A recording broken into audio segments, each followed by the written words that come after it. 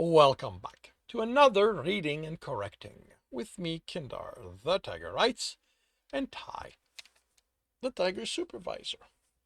These are where I read a chapter from one of my stories and correct it as I go. If you want to listen to these live, it's every Tuesday morning, 8 a.m. Eastern Time on Twitch and YouTube. And if you are looking to support me, that is on my Patreon.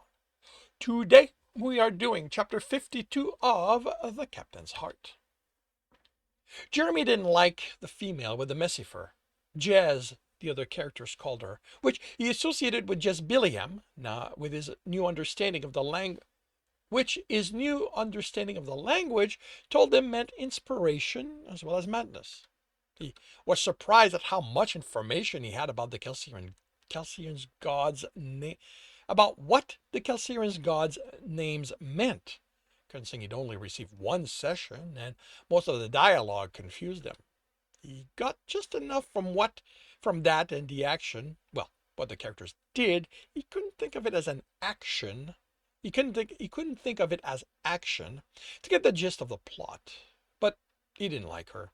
She was self-serving. She'd sneered the work Turuxamian did at Charm Salmiali, whose name meant traveling as well as message or communication, just to gain access to what he'd been entrusted with and mess with it. Gralgiran had told him how she'd switched the hearts around when he'd explained what the word meant to them, and now he watched her do it, then leave without thought for the man in the bed. He woke and hurried to gather the package, then left. In the next scene, he was at the edge of a forest, placing it down, and the people exited it as he vanished in a cloud of stardust. What followed was a scene of the people moving about, getting to know the area. Then Salmi Ali was back where the gods lived, a forest, with the occasional building.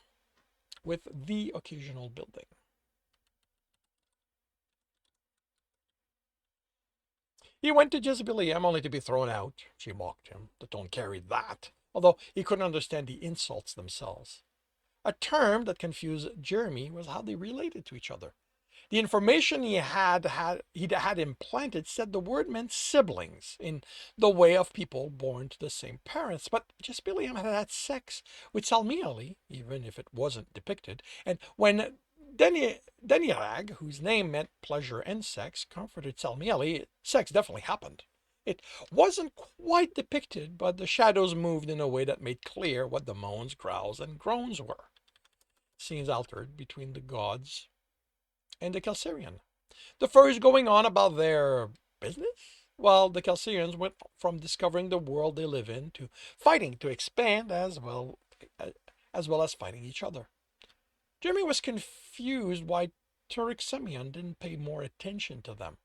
There had been clear love when he'd made their hearts, but once he handed them to Salmiali, he'd immediately turned to other project. Absentee father, he decided.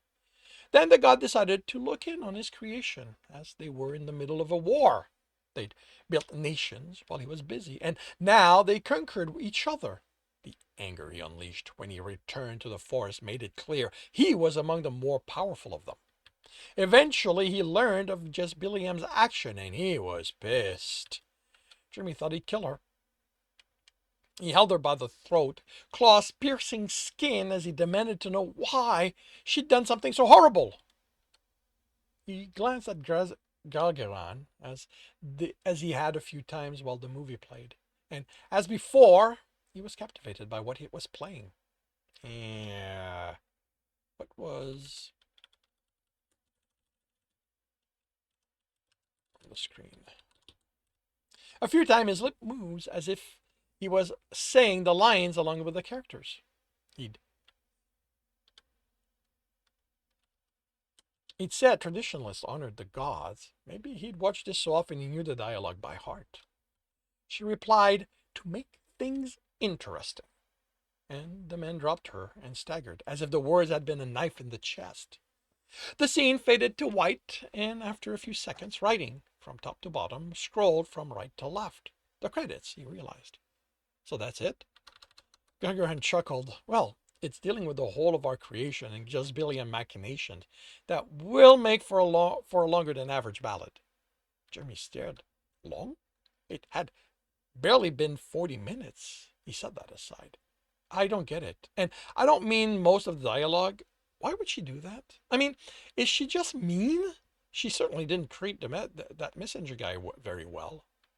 If she ever invites you to her bed, Gralgiran said, know that it's never for your benefit. Although the ballads say it's certainly worth it. Please tell me you aren't expecting me to believe one of your gods could show up and invite someone to have sex with her. He laughs. No, the most you can expect from you can expect of the most you can expect is for her to meddle, and you should consider yourself lucky. Being invited to her bed is an expression that means courting madness. As for why she did it, you saw how Turk Samian reacted, right? That seemed to hurt a lot. Student of the ballads, the original ones, of which this is as accurate a retelling as still exists, argue that he never considered that what living in the perpetual state of happiness meant for us, our ability to grow, fight off attackers, and she did. So she gave us desires and wants, which made us push further, but also commit atrocities. Others say that her plans were further reaching. A few times she mentions that if she doesn't do something, we'll never be ready. They say she prepared us for something. Like what? He shrugged. They don't know. Plenty of things can be attributed to all the desires we have. Just reaching space is because Johnny Kerti Saldenir wanted more than those around him, and there was little left on Kelsir, unless he wanted to conquer and start another war. And that's something she does see in the future?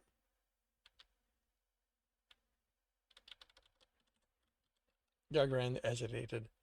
No, that isn't part of her domain. Inspiration is what she holds, but her domain is next to Santarina's, and she can see through time. She is the god of seers. What does her domain being adjacent have to do with her prediction? It's complicated. Did you get the part where Turek Samian put some of his siblings into his creations and to us? Jeremy shook his head. Must have been in dialogue. Well, he did, even if none of those are part of his domain. What the gods can do isn't precisely define the way a program is. They have their domain, and then there is how far they can reach through the others, and borrow is the wrong word. Take? Gralgiran chuckled. No, copy would be better. They don't take something away from the other gods, but they can still do that which is their domain in a smaller way. Turek Samian is one of the one with the furthest reach. After him, Tutankhamun Gathin, Danirag, Xenilia Aran, where's Jasm on that? Much lower. But she isn't one to respect the rules. But with Centarina next to her domain, reaching into it is easier. Reaching into it is easier, so it might have been more than insanity that drove her. I don't know I'd want a god. I don't know that I'd want a god I can't trust. Oh, you can trust that she's looking after us, that what she does is to help. You just have to hope for your sanity to survive the process. Gralgiran looked at him with a smirk. What? I wasn't always sure my sanity would survive her meddling with us. Jeremy rolled his eyes, but didn't comment. Different cultures. And it wasn't like belief. There was intelligence behind what happened, made it less significant than it happening at random. Do you want to watch something else? Jeremy shook his head and snuggled against his heart. I'm ready for sleep. It's still early. He chuckled. I don't think our clocks are aligned like that today. And I actually didn't get any sleep last night. I didn't want to risk the ultrasonics affecting me more than they did.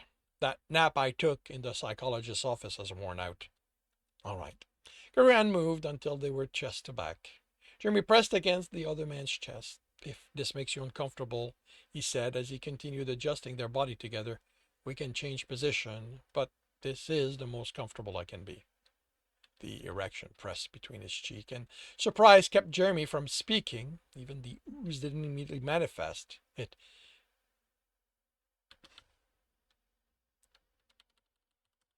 He didn't move as he shoved that into the box, and he relaxed. Gralgiran licked his cheek. I am so glad you are finally with me, Chair. I have missed you for so long. I'm glad too, Gral. He couldn't add anything. He couldn't find the words for how right this felt. He belonged here. Someone had told him once. His mother, he thought. And he was finally here. Jeremy woke with two realizations. He was alone in the bed, and he had to go. He extricated himself and ran for the shower room and the toilet behind the door at the back of it. It didn't open, and he collided with it. The pain and surprise stole most of the willpower he'd used to hold it, and barely made it in the shower in time to let go over the drain. He closed his eyes in relief. The door opened and closed. Morning, he said, and got no response. He looked around as he finished. Gralgiran wasn't there. Had he imagined the sound? Are you done? Came from behind the closed door. He shook it. Yep. The door opened, and the Kelsirian ran past the shower without looking in Jeremy's direction.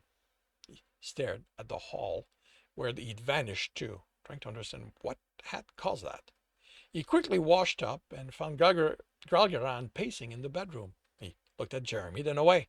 Is it an Earther thing? He asked, sounding worried, because if it is, I don't know if I can. Is what an Earther thing? That, he pointed towards the shower room. You doing it like that? I had to go pretty bad and the door didn't open. I was in there. Yeah, that's obvious now, but it wasn't then.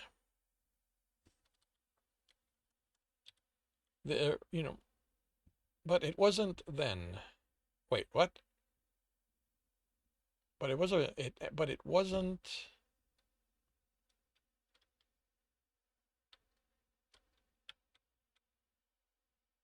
Oh, but if. Okay, let's see. Then this is the end of the phrase.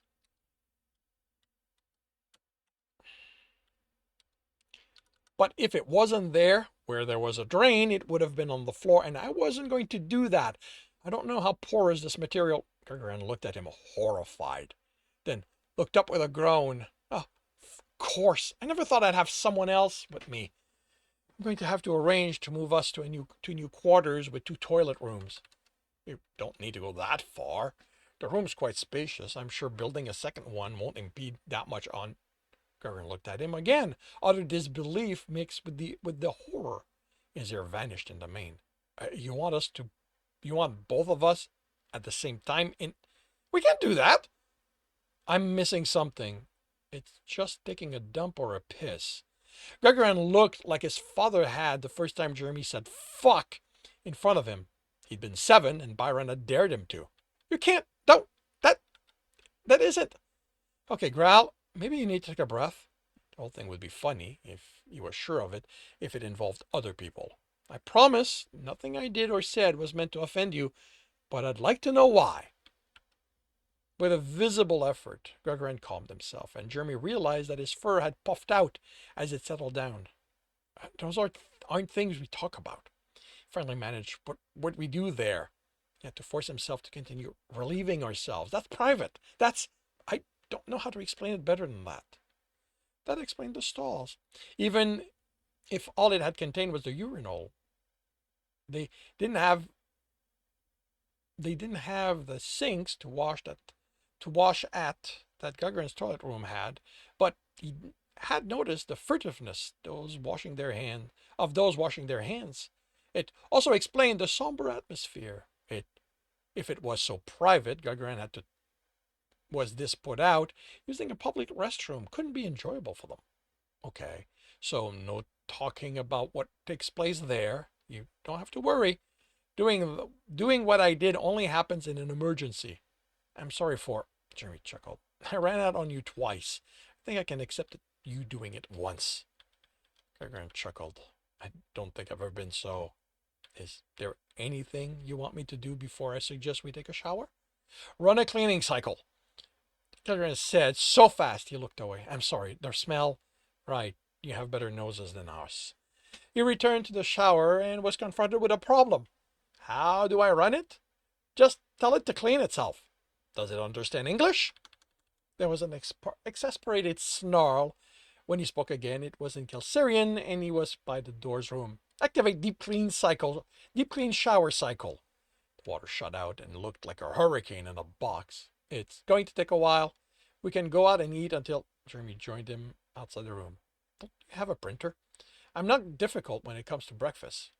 You'd rather eat printed food? Please tell me you aren't going to freak out again if I say yes. He laughed. Why? It's not as good as the food the eatery serves. It's fast, convenient. I can have it and my coffee ready before I'm done dressing. Then it's just eat and get to work. So it's because it lets you spend more time working? Jimmy considered it. Well, yeah. You understand that we only work 7-hour shifts, right? Technicians, sure, crew and all that, but people who no, Jeremy. We all work 7-hour shifts. That leaves us 21 to live. You don't need to rush anymore. But what about emergencies? Those aren't going to be conveniently 7 hours long. Emergencies fall outside the shift system for those who are in authority, but that ended yesterday when we then returned to our families, rejoiced in having all survived, and then the shift were effective for all again. But the reactor needs to be repaired, Gal. What if? A hand on his cheek stopped him, kept the panic from mounting. If they dare try to take you from me, there will be nothing left of them, and we are within unclaimed territories. The only law here is that of whomever has the sharpest claw. Whomever. You can live again, Jer. You are safe. He nodded. He hadn't realized until now how unreal the idea that he was away from the commander and Omar felt, away from the ultrasonics. That he was actually safe. A day had 28 hours here. How often had he wished for more hours in the day? Thought about how much more work he could get done. 7 hours. That was going to take a lot of getting used to. Is anyone going to mind that I stink? Gralgiran leaned in and pressed his nose against Jeremy's neck, then breathed in. You do not stink, he licked. You smell quite good. And that concludes chapter 52 of The Captain's Heart. If you are enjoying this, please leave a like. If you want to read this story, it is up. No, if you want to know when the next chapter is going to be up, subscribe and hit the bell. If you want to read this story, it is up on Royal Road. Nope. Wow, this is a morning. It is up on Ream Story. If you want to listen to these live, it's every Tuesday morning, 8 a.m. Eastern Time on Twitch. Links are in the notes, and with that, I shall wish you a good day.